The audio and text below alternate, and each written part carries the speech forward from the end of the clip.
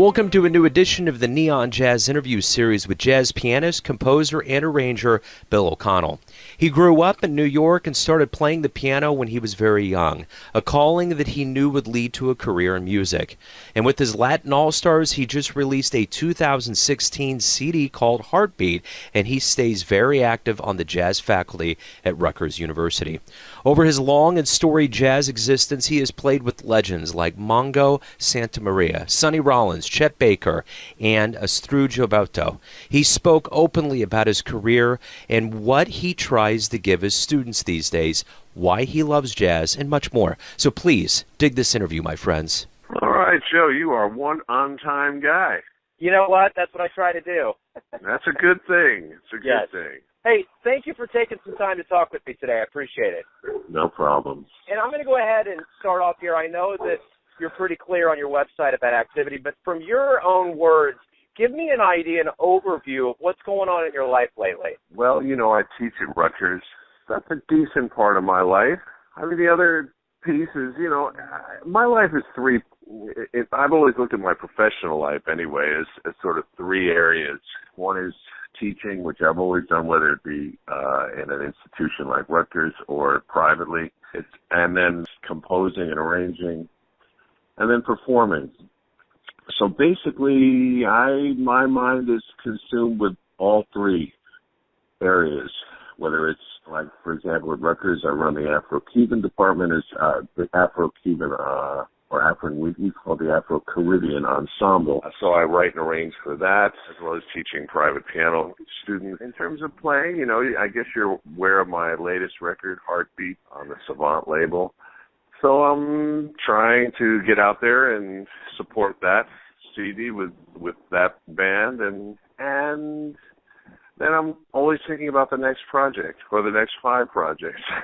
So I'm always writing tunes. I've been writing music all my life, and I was more of a writer in the beginning, and then I kind of said, well, I'm not just going to sit in a room and write my whole life. I'm not going to be happy doing that. So I really made it a point to develop my chops and become a writer and a player too. So that's pretty much how it works, and to varying degrees, each one takes over more than the other depending upon what's happening.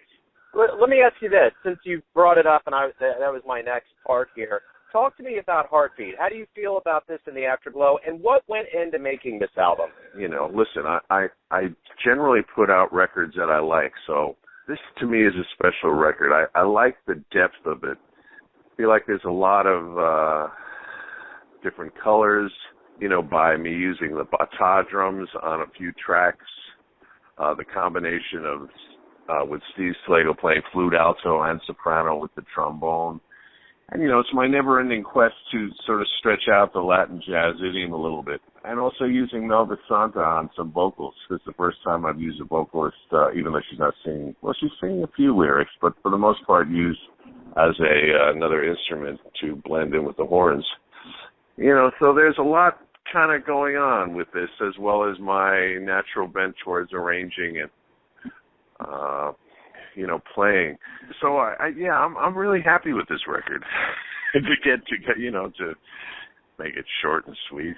Let me ask you this. I'm going to go back to the beginning of your life growing up in New York. What was your childhood like to give you a love of music, and more specifically jazz?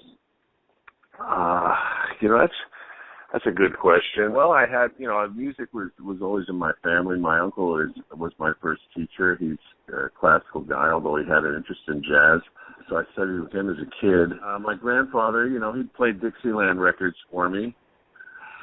You know, and that sort of had some subliminal thing. They'd always be singing around the piano on Sundays with the family. You know, so that was always going on. But, you know, there was a time I remember very vividly. You know, I was like 9 or 10, and I've been taking piano lessons for a long time. And, you know, I was like any other kid, really. I wanted to kind of go out and play baseball across the street instead of practicing piano. And my mother said to me, you know, Bill, you don't have to do this.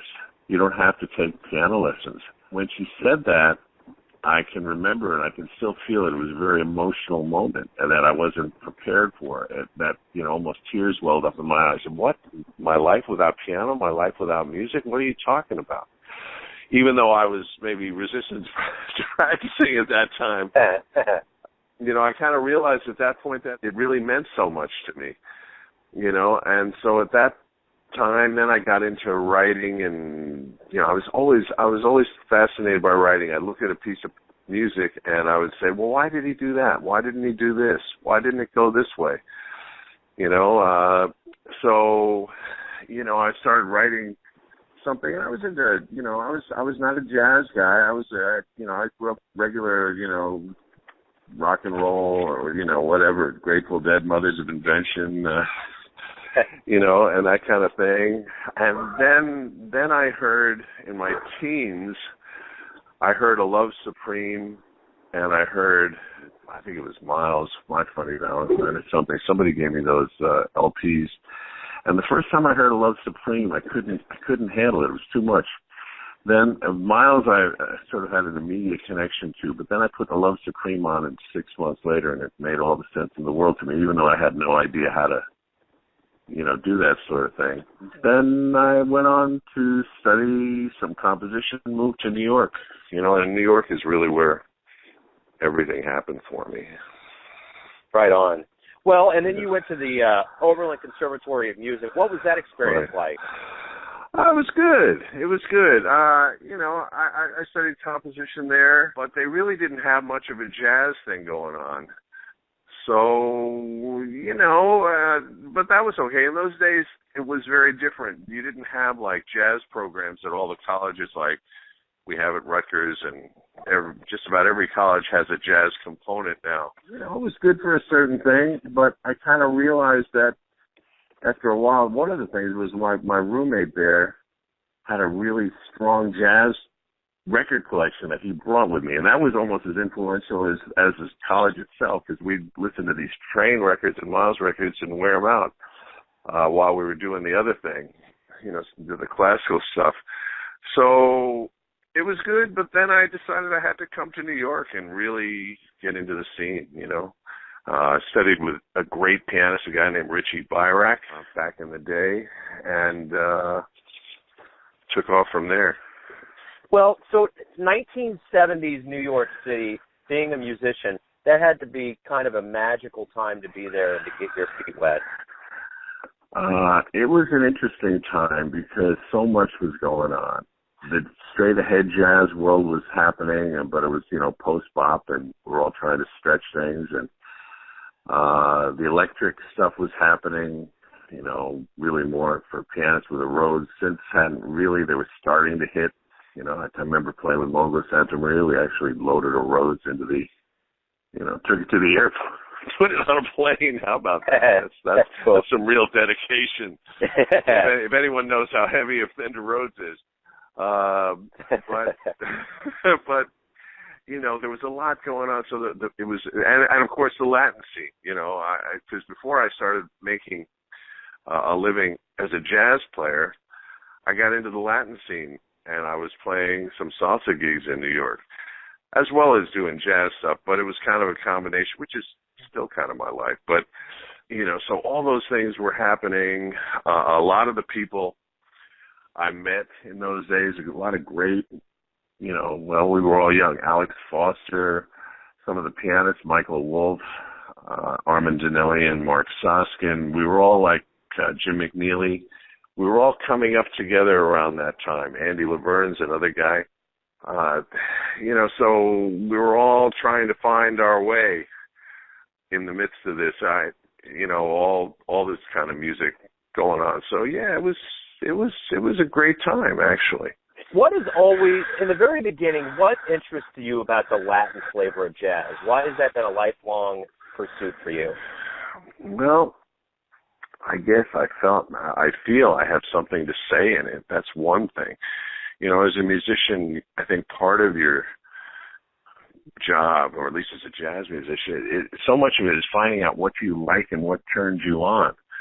Because people can show you this and show you that, but you have to decide that, hey, man, this is something I really want to dive into. My first Latin experience was a trumpet player, a friend of mine, was playing in a salsa band in a basement, that rehearsed in a basement in the Bushwick section of Brooklyn, which at the time was a little interesting to run it and go down there and rehearse. But of course, everything's coming up now in New York. Every place is, much safer.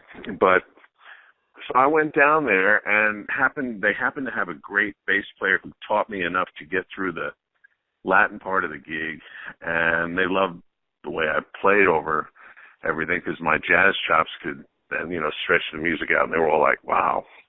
So I was cool as long as I could keep up with the rhythm section. I mean, the point is that music was vital.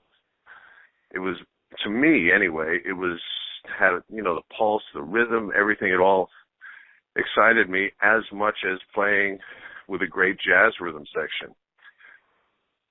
So that was the beginning. So for a few years I played in salsa bands and did that sort of thing around New York, which was a vital scene. The Latino people, they came out and they supported the music, dancing and everything like that. It was a good training ground in a way. And then I got the gig with Mongo Santamaria, did that for a couple of years, and then I was on my way. But I think the rhythmic complexity and the swing just really grabbed me. What'd you learn from Mongo? That had to be a huge learning experience for you. Yeah, it was great. I was always intrigued by Mongo's gig because some of the people that I admired had gone through it. I know, Herbie Hancock and Chick Corea had both gone through Mongo's band, amongst many other great musicians. I think the thing that I got mostly with Mongo, and it was a whole band too. The late great drummer Steve Barrios, who played on a couple of my CDs over the years, as well as I worked with him with the Fort Apache band in the 90s, Jerry Gonzalez and the Fort Apache band. He was great too. Almost to me, Mongo and Steve Barrios were just as serious musicians on a percussive level. With Mongo, I think because we were playing every night, we'd go out to the West Coast and we'd do a month, and we'd work fairly steadily. I really got to hear how the percussion links up. How I got to a point where I wasn't just so worried about keeping my part together, and started to understand the music as a whole better, and could listen to how everybody links up and hear what each instrument is doing, and to really internalize the groove more. And that kind of experience is invaluable. That's because you can teach somebody a groove, but then when you play it every night and you really get it inside you, well, that's a whole nother level. Absolutely. Well, and then you also shared the stage with luminaries like Sonny Rollins and Chet Baker and Gato Barbieri. What did you learn from them, being around people that had so much clout in the music world? I think, anytime you can get a chance to play with some of those legends, it's kind of a blessing. Each one was really different. I'd say with Chet, there's a certain sensitivity in what he did. And also, surprisingly, you wouldn't think of it, but, to me, I call it the closest I ever got to playing with Miles. He also was kind of, you wouldn't think of it, but some nights he was ferocious on the trumpet. He could just rip off lines that would just blow you away.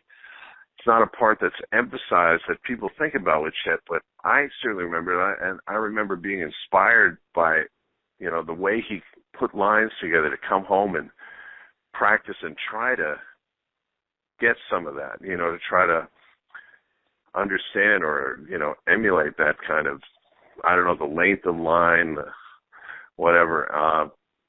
With Sonny, I think, it's just a sense of exploration, and also a sense of, really, Sonny also has a great sense of humor, and that comes out in his music. He'll be playing all kinds of crazy extrapolations, and then he'll go ba-da-ba-da-ba-da-ba-da-ba-da-ba-da in the middle of it. And I thought, well, wow, that's great. Just in terms of communicating to people, to have that, they play the most serious, deepest music, and then, okay, I'm going to lighten it up for a minute for everybody out there, But a great experience. And Gato, who just passed away recently, I think the thing with Gato was his ability to play a melody. He just could really sing a melody, and that's something you learned from him. Let me ask you this. You've won awards throughout your career. You're a 4-time recipient of the Jazz Writer of the Year. What award did you receive that really surprised you? Not your favorite award, but just something you were like, I didn't expect that. Any award. Yeah. I mean, I can't say it's those. I think those things are nice. I can't think of anything specifically. I will say this: it's nice when you're recognized, whatever awards you get. It's everybody does it, and the reason you do this is not to get an award, it's not even for recognition. I think you play this music, you're into this life because you love it and because you have to do it. So I think any time anyone recognizes you, whether it's an award, a great review or something, or you feel like somebody really connects and understands what you're trying to do musically, that's a beautiful thing. You had mentioned some teachers that have taught you throughout your career, so I want to ask you this. Is there any specific advice or wisdom that you received that you still think about to this day? I have specific advice and wisdom sometimes for people after having done this for 40 plus years. I think, teachers can be really important. I mentioned I mentioned Richie Byrack when I got to New York. People don't know him as well, and maybe his legacy is more as a teacher. He's been teaching in Leipzig for years in Germany. A great player, recorded on ECM back in the day, and maybe not as known as well as he should be, but really important to me and a lot of other people as a teacher. I think. I think, ultimately, teachers are great. Ultimately, we all have to kind of figure it out ourselves, and a teacher can be a great guide. I think, just to kind of impart a little bit of what what comes to mind when you ask that question for me, because I've done so much teaching and I have my students at Rutgers. I think part of it is to really just do what you feel. To play what you feel. I don't know if anyone ever told me that. I kind of figured that out. But that's an important, there's really no reason to play anything unless you have your heart and soul behind it 100%. Let me ask you this. You have played with what the world would consider bona fide legends and jazz heroes. So I want to know, who are your jazz heroes? Who are my jazz heroes? Well, I think, in terms of, pianists, it would be I'd call the great four: Chick Corea, Keith Jarrett, Herbie Hancock, and McCoy Tyner. To me, they're the guys who are, the modern jazz masters. Doesn't mean that there aren't, many other great players there are, and in some ways I would throw Bill Evans and Thelonious Monk in there in a different kind of category. In terms of other instrumentalists, Coltrane and Miles. How can you go wrong with that as inspirations for me to play this music? But as a writer, I certainly love Wayne Shorter's writing, but someone else who isn't quite mentioned as often as he should be, maybe somebody like Claire Fisher. I think Claire Fisher is great, and I love his music in his whole harmonic sense. So those are some of the names that come to mind. Let me wrap up the nostalgia of that last question and ask you this. If you could go back in time and witness any jazz musician live, where would you go and who would you want to see? It would probably be that Miles Davis quartet with Herbie, Tony Williams, Ron Carter, and or quintet with Wayne Shorter, or George Coleman. He was serious too.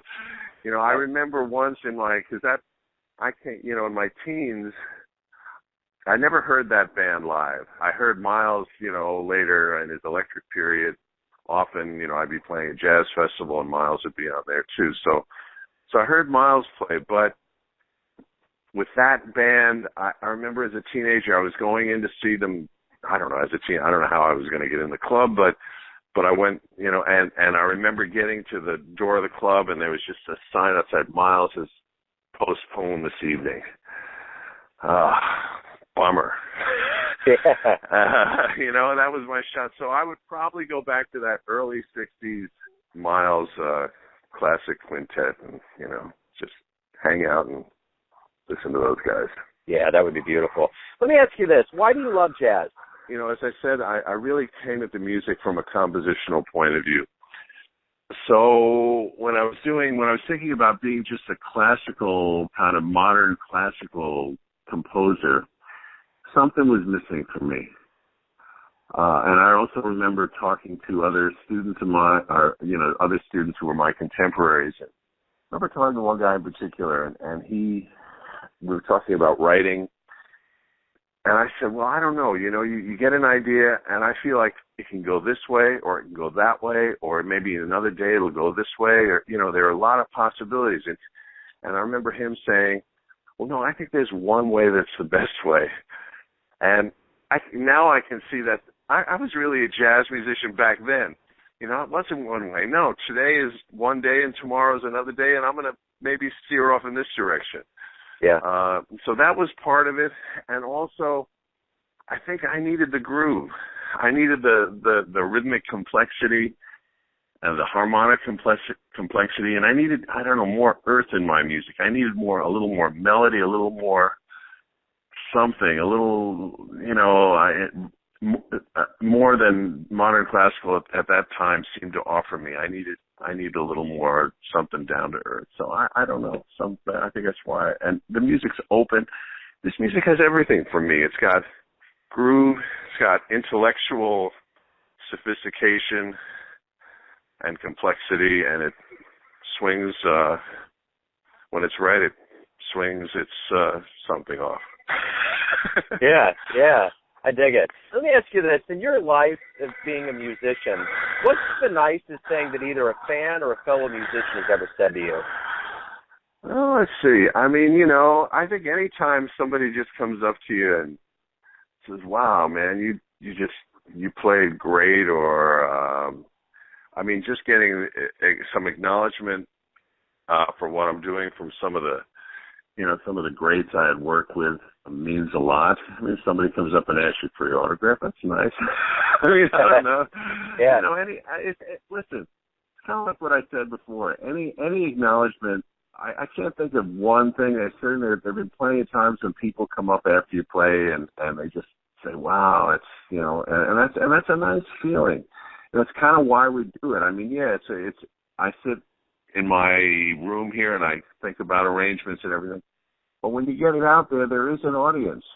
And the audience does matter a lot, you know, and which is another thing we could talk about, you know, the state of developing and enlarging the jazz audience, you know, because we need that audience and we need to feed off that because that has a big part to do with the music. So it's, you know, it's a great thing when audience and player and the band is all like in one. You know, when you play in a ballad, it's, say at the Blue Note in New York, and you can hear a pin drop, you know, and you have that kind of sensitivity going on. I mean, it's a great feeling.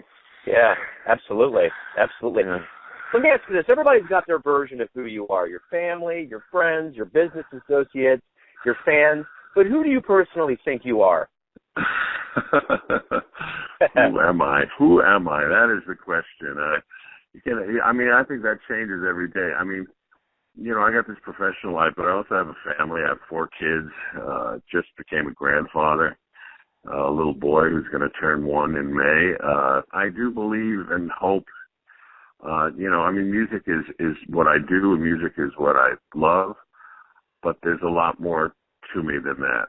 You know, yeah. I've been married for 26, 27 years, somewhere in that zone, and I feel totally lucky that she's put up with me, and you know, all the kids are great and wonderful. So, you know, music is great. In some ways, that stuff is really the important stuff in life. I mean, everything is important and everything matters, but, who am I? I am many things. I am father, grandfather, I am musician, I am teacher, I am composer, I am all these things. Hopefully I'm doing them all the best I can. Right on. Final question. When the world sits back in their easy chair and peels back the proverbial layers of jazz history, and they come across your name, what would you like people to remember your lifelong dedication to jazz to be? I would like them to hear that I was part of this great tradition. I would like them to hear that I was stretching this and always searching for maybe a little more in this, bringing my own point of view to the music. And I would like them to hear a musician that is and was making a very honest musical statement. That's perfect, man. Bill, thank you for taking some time and giving me your story today, man. I appreciate it. No problem, Joe. Thank you. Thanks for listening and tuning in to yet another Neon Jazz interview, where we give you a bit of insight into the finest players in New York, Kansas City, and spots all over the world, giving fans all that jazz. And thanks to Bill for his warmth, his music, and all those tales. If you want to hear more interviews, go to Famous Interviews with Joe Domino on the iTunes Store, or visit theneonjazz.blogspot.com for all things Neon Jazz. Until next time, enjoy the music, my friends.